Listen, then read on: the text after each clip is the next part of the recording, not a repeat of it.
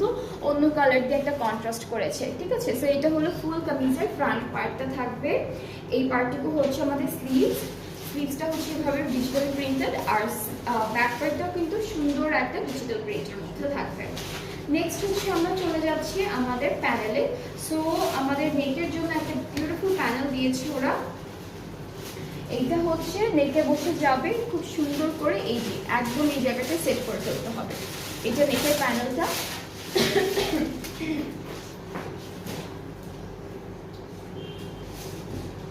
And দুপাট্টাটা হচ্ছে chiffon, প্রত্যেকটা ড্রেসের সাথে আমরা শিফন দুপাট্টা পাচ্ছি।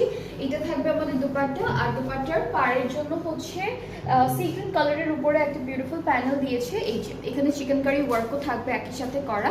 সো এটা হচ্ছে আমাদের ড্রেসের দুপাট্টার প্যানেলটা। এই যেভাবে সুন্দর করে আপনার এমব্রয়ডারি করে বসাবেন। ট্রাউজারটা পার্পল কালারের মধ্যেই থাকছে, আর এই ড্রেসটার প্রাইসটাও